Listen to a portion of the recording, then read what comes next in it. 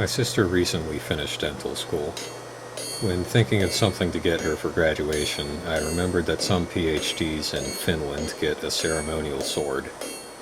Now, a doctorate in dentistry isn't a PhD, and this also isn't Finland, but we agreed that it was enough of an excuse to make her a sword.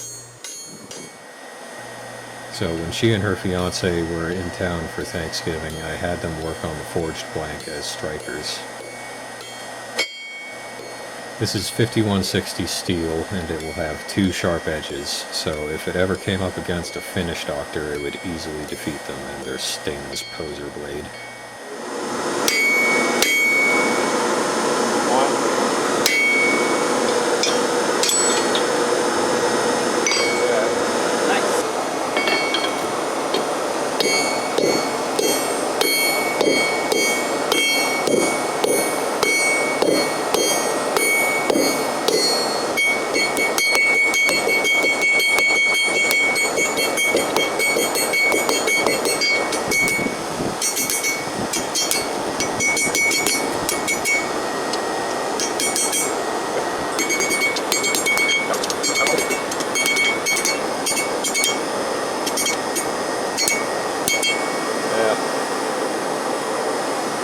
I can work with it. My little brake drum forge would not have been great for heat treating something this big, so I quenched and tempered the forging at the Join or Die Knives shop in Richmond.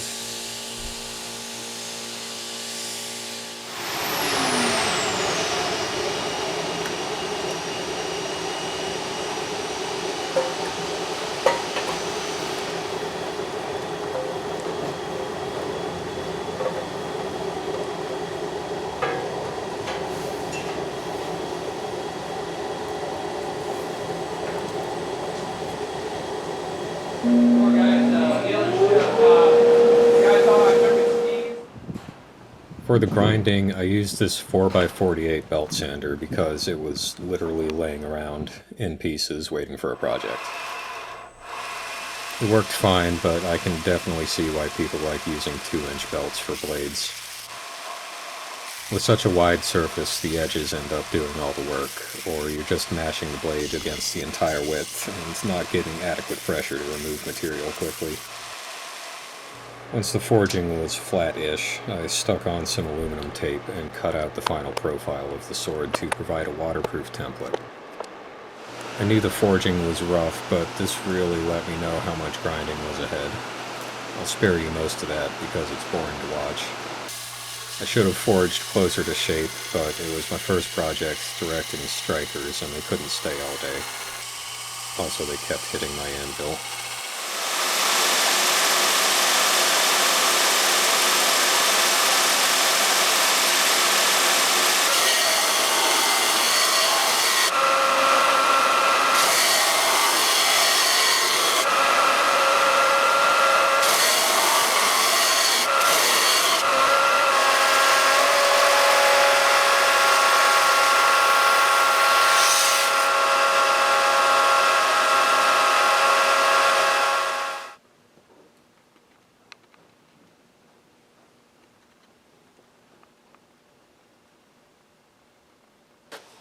With the profile and taper ground in, I scribed center lines on each face to guide the beveling.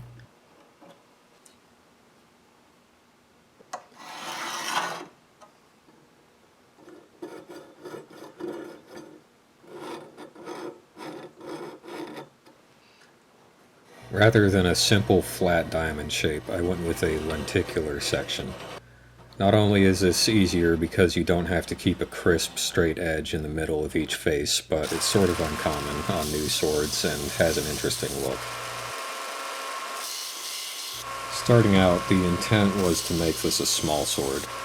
A blade like this would have been atypical historically, but not unheard of, and the CAD model told me I could theoretically make it light enough to fit that category. Slight problem here. This blade should weigh about 275 grams right now. So there's one easy thing I can do to try and take care of this.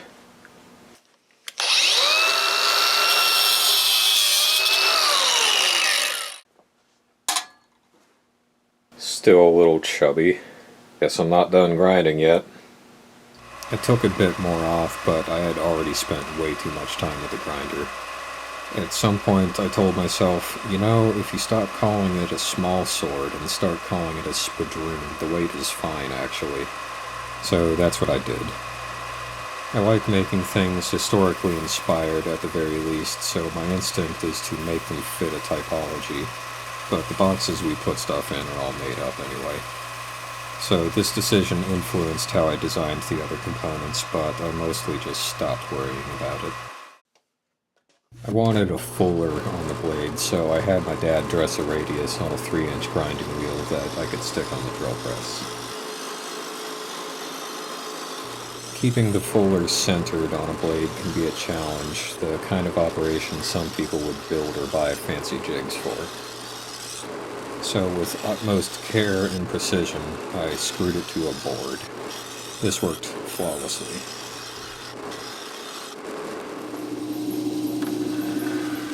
I only did the fuller on one side, leaving the other blank in case I had time to inscribe it.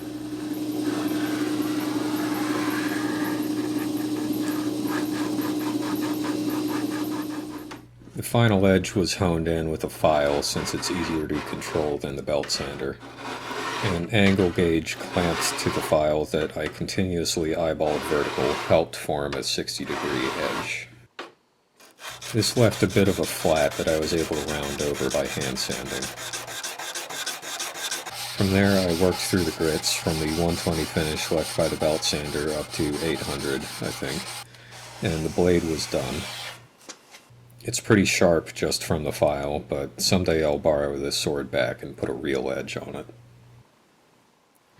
Off camera, I carved out the 2-piece scabbard core in poplar wood. Here I'm testing the fit with velvet liners. I used spray adhesive to hold the liner down, taping off the mating surfaces. This interior velvet is kind of sloppy, but all it has to do is provide some friction. After a better test assembly on the bench, it felt a little too tight, so I made some plain shavings for shims and glued them in between the halves.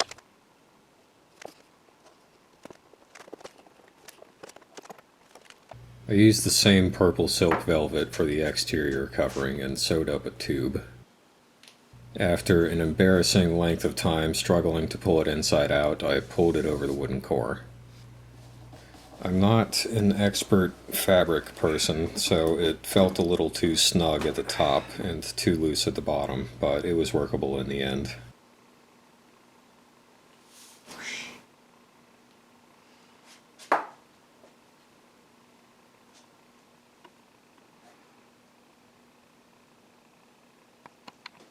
There will be 3 metal collars on this scabbard, one at each end with caps and another slightly below the top.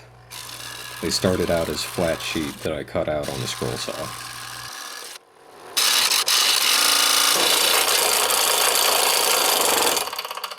Great. To form the pieces into oblong tubes, I started out hammering them over a round bar with a rubber mallet. The mallet squishes a little to bend the metal around the rod and doesn't mar the finish.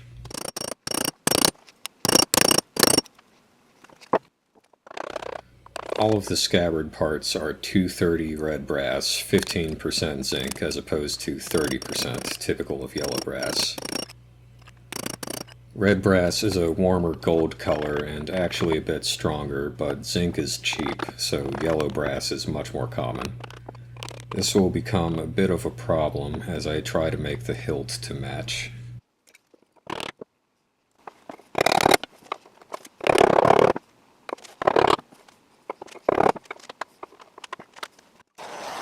For all my joints, I used a hard solder intended to provide a better color match for brass than plain silver solder. This works perfectly on the other two, but for the one I do on camera, it doesn't want to fill that crack.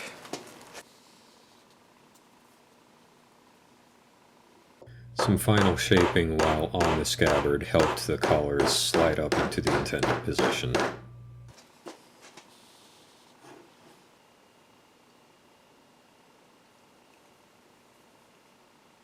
I made a series of cutouts to make the fittings a bit more interesting. When assembled, they alternate between notches like this and corresponding points that look like they all could fit together. The top two collars got rings soldered on for suspending from the belt. This piece will be the cap at the top of the scabbard. I used some double bead wire to form the sides and soldered it to a piece of sheet before trimming and filing it to fit the profile.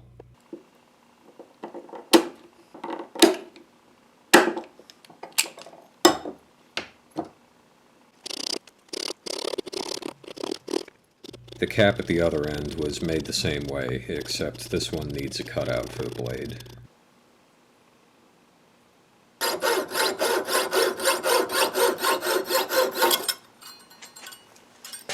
Every brass piece got a rough sanding to remove the oxides and worked up to 400 grit, then burnished with a fine wire wheel. It's no mirror polish, but I like how it came out and it was easier for me than buffing. I'm not sure how historic scabbards like this were assembled because I can't see nails or anything holding the metal parts on, but I drilled some holes for nails. A dab of glue here and there and some extra tension at either end kept the velvet from bunching up as I put the collars on the final time. I clipped some brass-plated nails short and hammered them into the slightly undersized pilot holes.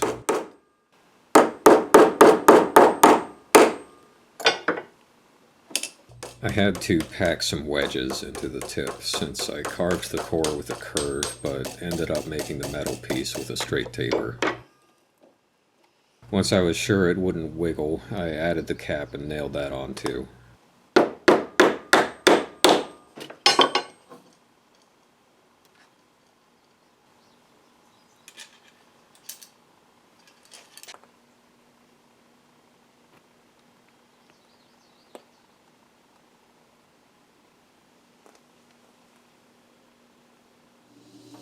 Last parts for the scabbard were a set of 4 S-hooks. I didn't like any of the commercial spring clips I was finding, so I just made these from 10-gauge wire. They will go on the ends of a set of brass chains for hanging the scabbard from a belt.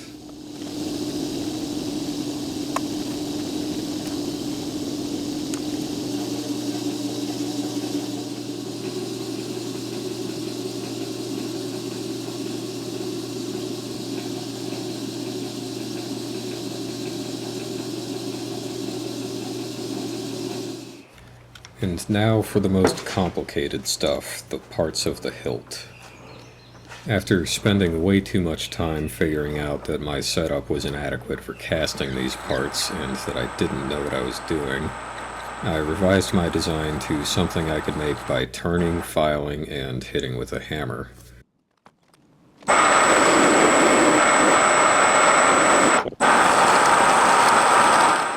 Another unexpected complication was the fact that you can't just buy red brass in whatever size and shape you want, forcing me to use whatever I could find with a similar color. So as if my lathe safety here isn't questionable enough, this pommel is also full of lead.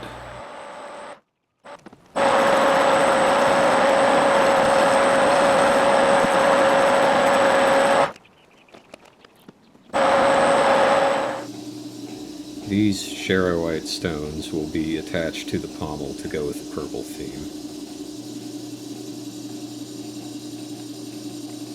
I bent some wire to closely match each one and filed flats on either side of the pommel to mount the stones.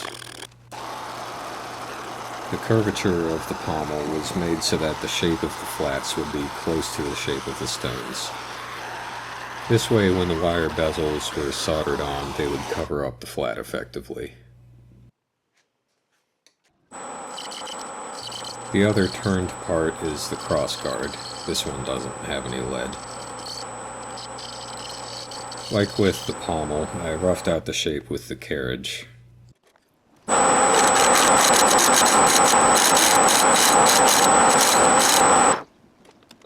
For this one, I was able to treat it like a wood lathe by sticking a bar in the tool post and smoothing out the curves with a gouge.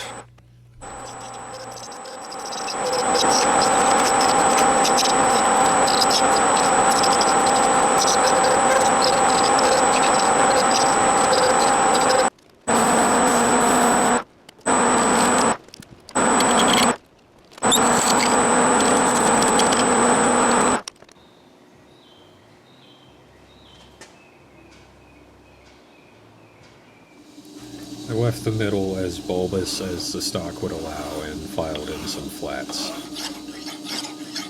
These had to be wide enough to interface with the base of the blade and the top of the handle.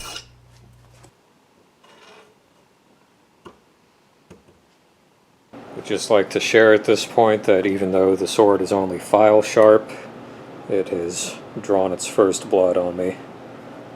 So I finally wrapped it up to keep it from doing that again.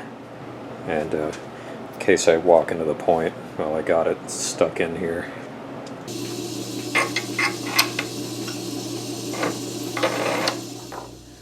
That was a nice thought, but later on when I dropped the blade tip down, it stabbed right through the tape and clamp rubber and my shoe and into my toe. So I guess we know the pointy end works too. The ends of the crossguard are supposed to curve upwards, so I clamped it between some planks and hammered the tips to bend them.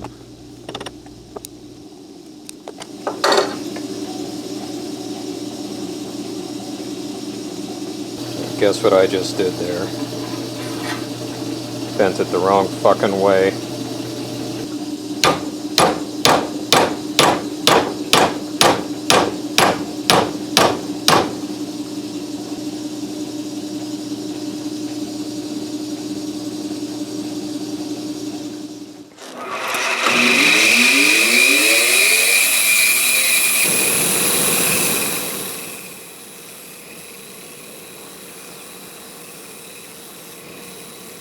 I used a chunk of the holly that I milled and dried a while ago for the handle. This particular piece was about as white in color as it gets. A lot of fancy historic swords had ivory handles, and this will have a similar look from a distance. And this sword will be pretty fancy. It is a dress sword after all, but that doesn't mean it won't be functional. It's not too cumbersome to wear at social gatherings, or, if necessary, to wield in the midst of them. My sister believes its primary use will be to threaten unruly patients, but I anticipate it will mostly be used on other dentists who challenge her honor. And for this, it will be well suited. It is light and nimble, yet easily robust enough to run through the average dentist, who is soft and rarely armored. Or armed with a sword. A little throwback to elementary school. It's a pencil that I still have for some reason. In any case, now that she's done studying teeth, she'd best begin studying the blade. So, to carve the spiral into the handle, I started by sawing a groove to uniform depth, then roughed out a 90-degree V with the chisel. The holly is close-grained enough that I could round over the corners with a file, before a final light sanding.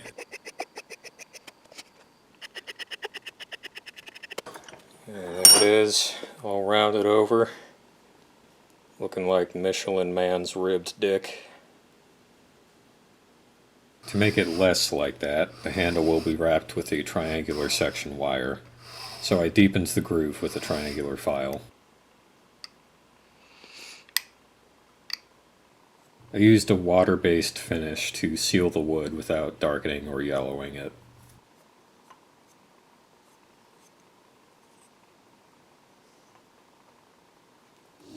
Actually, wrapping the wire took a couple tries.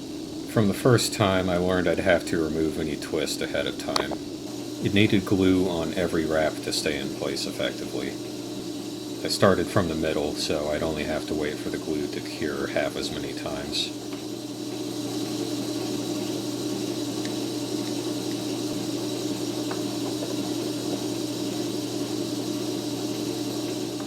The best way to get a good tight wrap was to clamp the ends of the wire in the vise so I could keep tension on it and twist as necessary to keep the wire laying flat.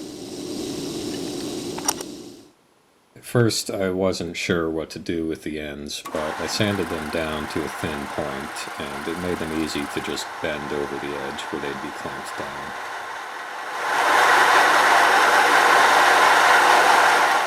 The crossguard and handle are very different thicknesses, so I needed a transition piece between them. I took the most usable chunk from my failed attempts at casting red brass and sanded it to blend with the top of the handle, then filed in a taper that would butt up against the crossguard at a similar thickness. For the last and most difficult component, the double loop guard, I used my most ill-advised material. Not the best thing for trying to make a sword hilt out of, but it's all I could get. That pipe was the only actual plain red brass I could find thicker than the jewelry stock I used on the Scabbard. It really should have been heavier than it is, but the next size up in pipe was twice the price for negligible extra thickness. So I half-ass annealed it until I got bored, and spent an ungodly amount of time unrolling the pipe into something I could use. I won't subject you to most of that, except this part that made a cool noise.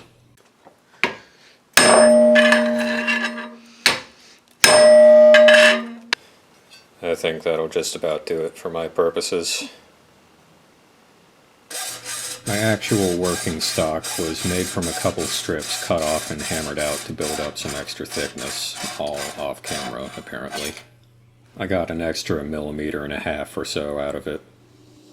This loop guard will be made of 3 parts, 2 symmetrical curvy pieces forming a heart shape around the blade, and an extension from the point of the heart looping down to the pommel, forming the knuckle bow. Once I roughed in the end taper and curves in the symmetrical pieces, I clamped them together to work both at once. That wire thing is my guide for the hilt. I mocked it up on the blade to come up with a design I liked. I did not get to the spiral part.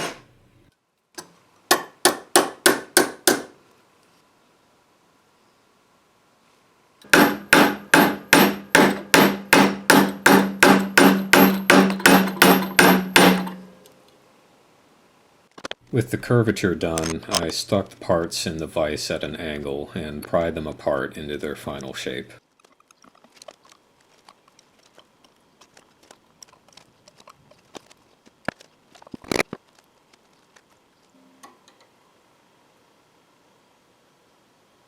After sanding down the ends so the joint tapered down to the thickness of a single bar, I soldered the loops together.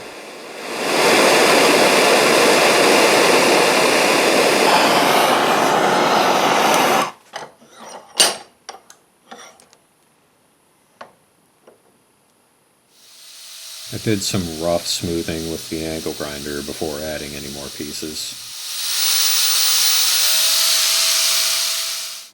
This knuckle bow really could have used some extra thickness.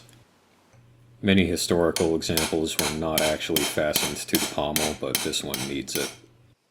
I drilled a small hole for a screw and drifted it open with a nail set to minimize material loss. I bent the knuckle bow into shape, scarfed the joint between it and the loops, and fixtured them up for soldering. You may notice less of this is happening on camera, but starting here, it is the night before I had to drive up to Pittsburgh from Richmond to present the sword at graduation. So video recording was taking a backseat. Next, I filed out a groove for the crossguard and soldered that in place.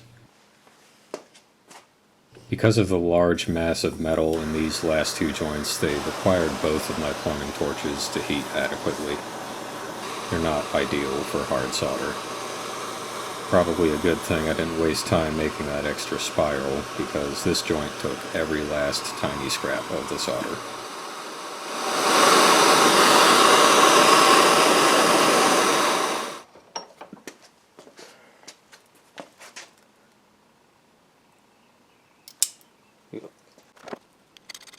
With the guard fully assembled, all that was left was a whole shitload of filing and sanding, mostly by hand because of the complex shape.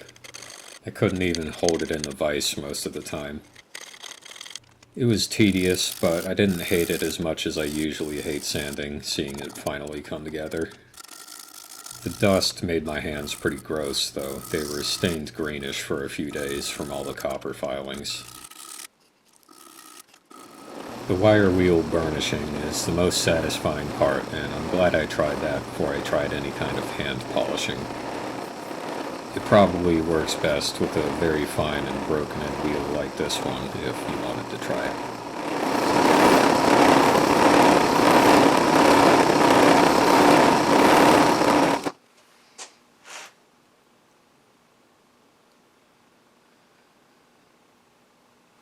Good God, that was a lot of sanding. Last thing before putting all the pieces together was to set the stones in the pommel with CA glue.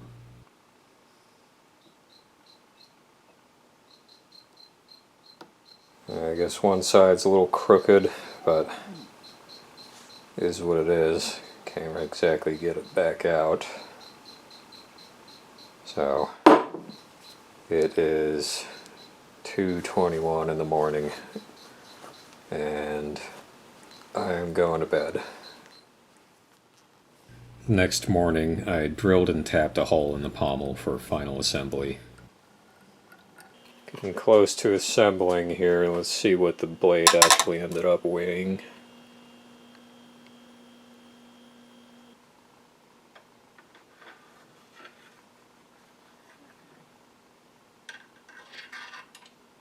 I put the hilt together with some JB weld to make sure the handle stayed tight.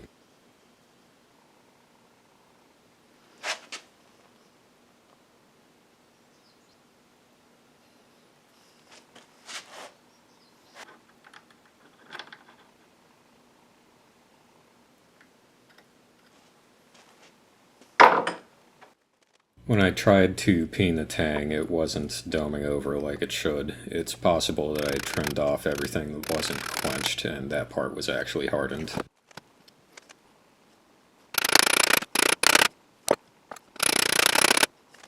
Now, the peening wasn't going great, so I'm just wiring all this shit together in place so it'll set up while I drive up there. Bring some tools with me and try and finish this off before graduation. After driving to Pittsburgh, I managed to torch the tang a little bit and get it peened over at the Airbnb in time for graduation. Felt like school again, finishing something the day it was due. Except the result here was actually pretty good.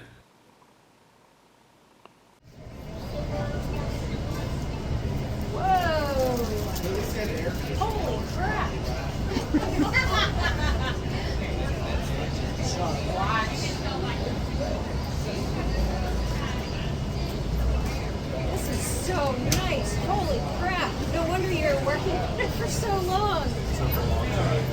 Jeez. Oh, this is so cool. Wait, before you put it back, hold it up. Yeah, hold it up. All right.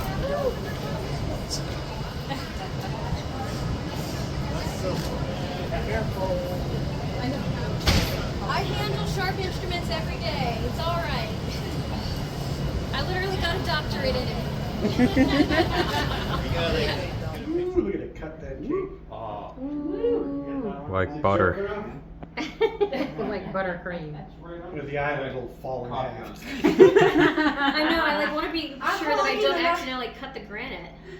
Isn't it like half Half chocolate? and half. chocolate, Just vanilla. cut it, slice it. Exactly what you wanted. I want the good side. That's vanilla. Cutting a cake with it. Oh, yeah. Now stab it in the middle to pick it up. I was just gonna. I was gonna say. This is when you want a broadsword. Oh, he's Yeah. just For serving. runs it on the sword. Oh, Put no. that Now we're gonna Oh no! There you go. There you go. There you go. Shish kebab. Perfect. This might be the nicest thing I've made so far. I think I could do better with more time, but the only reason this got finished was because it came with a deadline. Maybe I should impose more of those on myself, then it won't be another year before the next video. Hope you'll stick around for that, whenever it is.